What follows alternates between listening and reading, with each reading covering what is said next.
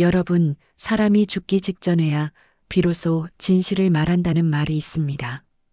오늘 이야기의 시어머니는 평생 단 한 번도 며느리에게 고맙다는 말을 하지 않았습니다.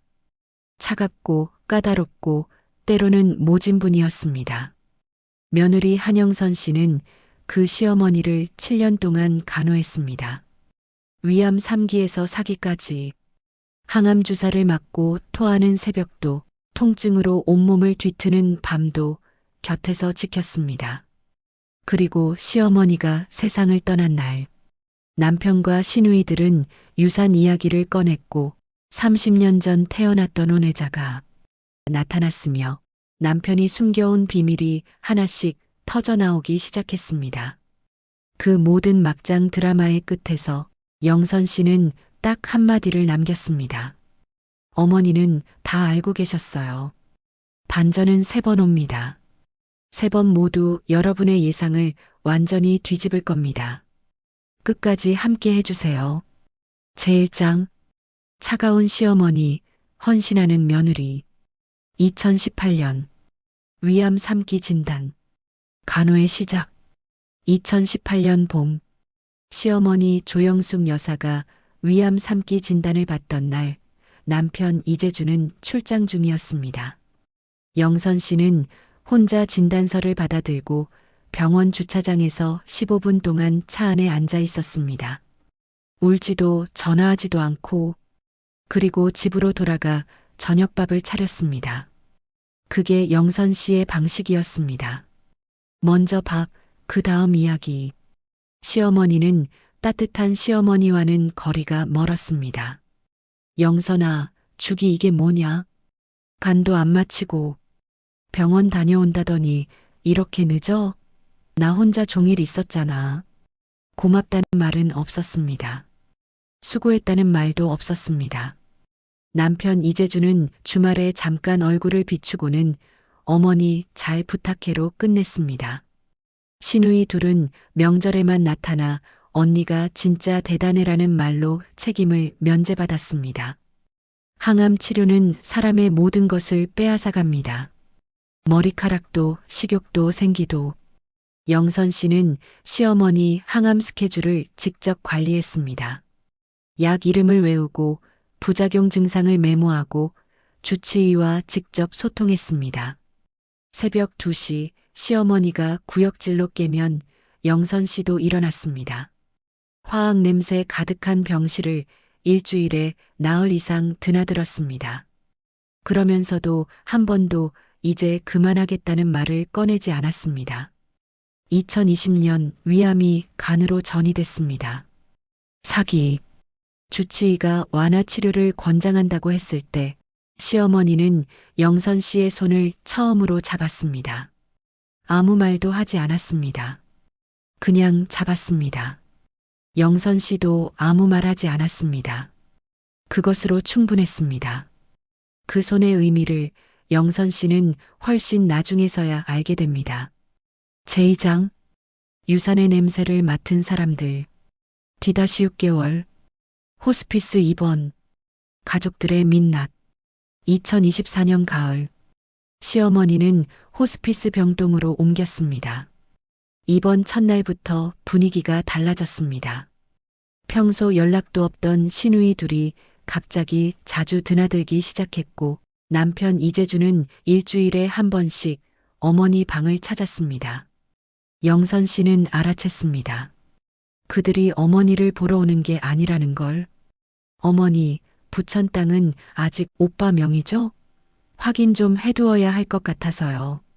어머니, 예금이 어느 은행에 있는지 우리가 알아야 정리를 하죠. 어머니, 유언장은 혹시 써두셨어요? 시어머니는 모두에게 같은 대답을 했습니다. 다 알아서 해놨다. 그 말이 무엇을 뜻하는지 아무도 몰랐습니다. 영선 씨를 포함해서 가족들이 떠나고 나면 영선 씨만 남았습니다. 진통제가 듣지 않는 밤 시어머니 등을 문지르며 새벽을 넘겼습니다. 음식을 거의 못 드시는 날엔 미음에 참기름 한 방울을 섞어 한 숟가락씩 드렸습니다. 어느 밤 시어머니가 천장을 보며 말했습니다. 영선아, 내 어머니, 너는 왜 이렇게까지 하냐? 영선 씨는 잠시 생각하다 대답했습니다. 어머니가 아프시니까요. 이유가 더 있어야 해요? 시어머니는 오래 침묵하다가 눈을 감았습니다. 그날 밤 시어머니는 무언가를 결심했을 겁니다. 제3장 마지막 밤 DDA 전날 밤 가장 긴 새벽 호스피스 주치의가 영선 씨를 불렀습니다. 이제 며칠 남지 않았습니다. 가족분들께 연락해 두시는 게 좋겠습니다.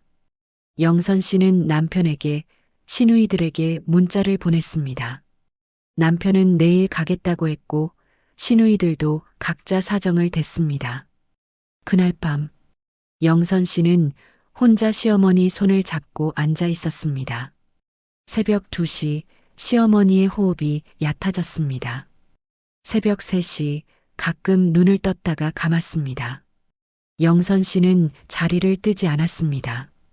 오래전 시어머니가 좋아하시던 흘러간 노래를 작게 흥얼거렸습니다. 시어머니가 알아들었는지는 알 수 없었습니다. 그래도 계속 불렀습니다. 새벽 4시 시어머니의 호흡이 길게 멈췄다가 다시 시작됐습니다. 어머니, 저 여기 있어요. 저 여기 있어요. 시어머니의 손에 힘이 잠깐 들어왔습니다. 아주 잠깐. 그리고 새벽 4시 37분. 조영숙 여사는 눈을 감았습니다. 영선 씨는 손을 놓지 않았습니다. 한참을. 그러고는 혼자 병원에 연락하고 혼자 가족들에게 문자를 보냈습니다. 어머니, 새벽 4시 37분에 돌아가셨습니다.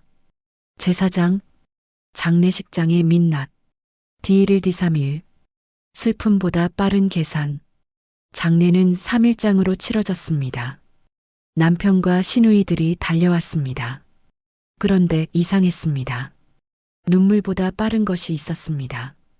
장례 첫날 빈소 한쪽 구석에서 남편과 시누이들이 모여 뭔가를 의논했습니다. 영선 씨가 가까이 가자 대화가 멈췄습니다. 둘째 날 시누이 은지가 영선 씨를 따로 불렀습니다. 언니, 솔직히 말할게. 재산 정리는 우리 형제들이 알아서 할 거야. 언니는 법적으로 시어머니 재산에 권리 없잖아. 알지? 물론 언니가 고생한 건 알아. 근데 그건 며느리로서 당연한 거잖아. 영선 씨는 아무 말도 하지 않았습니다. 당연한 것이라는 말이 귀에 맴돌았지만 장례식장에서 싸울 수는 없었습니다. 셋째 날 아침 생면부지의 남자가 빈소를 찾아왔습니다. 얼굴이 묘하게 낯설지 않았습니다. 저는 이준혁이라고 합니다. 조영숙 여사 빈소 맞죠? 그는 조화 하나를 놓고 조용히 나갔습니다. 영선 씨는 그 뒷모습을 한동안 바라봤습니다. 뭔가 이상했습니다. 그런데 아직은 알 수 없었습니다. 장례 마지막 날 오후 시어머니 담당 변호사가 찾아왔습니다. 가족 전원을 모아놓고 봉투를 꺼냈습니다. 조영숙 여사께서 2년 전 공증 유언장을 작성하셨습니다. 내용을 낭독하겠습니다. 가족들이 숨을 멈췄습니다. 본인의 모든 부동산, 금융자산, 유가증권 일체를 며느리 한영선에게 유증합니다. 이유는 단 하나입니다. 영선이 많이 사람이었기 때문입니다. 반전, 차갑고 까다롭던 시어머니가 전 재산을 오직 며느리 영선에게만 남겼습니다. 이게 무슨 소리야? 말이 돼? 변호사님, 이 유언장 유효한 겁니까? 법원 공증을 마친 정식 유언장입니다. 법적으로 완전히 유효합니다. 남편과 시누이들의 얼굴이 일그러졌습니다. 영선 씨는 아무 표정도 짓지 않으려 했습니다. 손끝이 떨렸습니다. 그런데 그 충격이 채 가라앉기도 전에 더 큰 폭탄이 터졌습니다. 제5장, 초인종, D3일, 결혼 30년이 무너진 순간, 장례를 마치고 사흘이 지난 오후 집 초인종이 울렸습니다. 영선 씨가 문을 열었습니다. 30 초반으로 보이는 남자. 얼굴이 묘하게 낯설지 않았습니다. 저는 이준혁이라고 합니다. 어떻게 오셨어요? 이재준 씨가 제 아버지입니다. 그 순간 영선 씨의 머릿속에서 무언가가 뚝 끊겼습니다. 이준혁? 나이 32. 이재준이 20대 초반 혼외 관계에서 낳은 아들. 2년 전부터 조영숙 여사에게 조심스럽게 연락을 해왔고 조영숙 여사는 이미 알고 있었습니다. 그리고 이재준은 결혼 30년 내내 그 사실을 영선 씨에게 숨겨왔습니다. 반전, 남편에게는 영선도 몰랐던 혼외자 아들이 있었습니다. 그리려나 시어머니는 이미 알고 계셨습니다. 저는 재산을 달라고 온 게 아닙니다. 아버지가 할머니 명의 재산을 빼돌리려 한 증거가 있어서요. 할머니가 마지막에 연락을 하셨어요. 이걸 며느리한테 전해달라고. 그가 건넨 봉투 안에는 조말숙 여사의 친필 메모가 있었습니다. 영선아, 재준이가 너 모르게 내 예금 3건을 인출하고 논현동 땅 매매를 진행했다. 증거를 준혁이한테 맡겨뒀다. 싸워라. 내가 이길 수 있다. 영선 씨의 눈에서 눈물이 났습니다. 슬픔도 아니었고 분노와 경악 때문이었습니다. 시어머니는 죽기 전에 이 모든 것을 꿰뚫고 있었던 겁니다. 그리고 영선 씨는 그제서야 깨달았습니다. 그 차갑던 손의 의미를. 제육장, 하룻밤의 눈물, 그리고 결심. 디사일, 울었습니다. 딱 하룻밤만. 집에 혼자 남은 영선 씨는 그날 밤 내내 울었습니다. 시어머니에 대한 그리움과 남편에 대한 배신감, 30년이라는 시간이 한꺼번에 무너지는 느낌도 있었습니다. 그러나 울면서도 머릿속에서는 무언가가 정리되고 있었습니다. 새벽 2시 영선 씨는 이준혁이 건넨 봉투를 다시 폈습니다. 서류 하나하나를 꼼꼼히 살폈습니다. 남편이 빼돌린 예금 내역 3건, 논현동 땅 매매 계약서, 사본과 이재준 이름의 인감 사용 기록, 시어머니 명의로 작성된 사실확인서, 공증 완료. 놀라웠습니다. 시어머니는 아프신 와중에도 이 모든 걸 준비하셨습니다. 혼자서 아무에게도 말하지 않고. 어머니, 영선 씨는 서류를 가슴에 꼭 안았습니다. 날이 밝으면 뭘 해야 하는지 이미 알고 있었습니다. 다음 날 아침 눈이 퉁퉁 부은 채로 영선 씨는 옷을 입었습니다. 그리고 이준혁이 건넨 자료 전체를 들고 변호사 사무실로 갔습니다. 변호사가 서류를 보다가 고개를 들었습니다. 사모님, 이거 어머니께서 직접 준비하신 겁니까? 네. 어머니가요. 변호사가 잠시 말을 잃었습니다. 그리고 조용히 말했습니다. 싸울 수 있습니다. 이기실 수 있어요. 제7장, 세 방향의 반격. D7일, 민사형사이혼, 동시개시. 영선 씨는 세 방향으로 동시에 움직였습니다. 첫째, 유언장 집행 절차 착수. 시어머니의 전 재산 이전 개시. 둘째, 남편 이재준 상대 민사소송. 재산 은닉에 의한 손해배상 및 원상복구 청구. 셋째, 이혼소송. 혼인 파탄 및 유책 배우자, 귀책 사유 혼외자, 존재와 재산 은닉 모두 포함. 소식을 들은 남편 이재준이 찾아왔습니다. 영선아, 지금 이러면 우리 둘 다 망해. 그냥 합의하자. 내가 잘못했어. 영선 씨는 잠시 그를 바라봤습니다. 30년을 함께 산 사람이었습니다. 그런데 30년 동안 단 한 번도 저 말을 하지 않았습니다. 30년 동안 한 번도 안 하던 말을 지금 하시네요. 그게 마지막 대화였습니다. 시누이들도 찾아왔습니다. 유 원장은 무효라고, 어머니가 제정신이 아니었다고, 법적으로 따져보겠다고 소리쳤습니다. 영선 씨는 변호사를 통해 답했습니다. 법원에서 뵙겠습니다. 제8장 법원의 시간 D30일 판결. 재판은 예상보다 빠르게 진행됐습니다. 시어머니가 남긴 공증 서류들이 결정적이었습니다. 2년 전 작성된 공증 유언장, 남편의 재산 은닉 과정을 상세히 기록한 사실학 인서, 그리고 은행 거래 내역과 인감 사용 기록, 모든 것이 맞아떨어졌습니다. 결과가 나왔습니다. 유언장 완전히 유효. 재산 전체 한영선 앞으로 이전 완료. 민사소송 이재준 패소. 손해배상 인정. 형사 재산 은닉 사기 혐의 고발 접수. 이혼 소송 이재준 유책. 영선 씨 완승. 위자료 별도 인정. 반전. 모든 법적 절차에서 영선이 완승.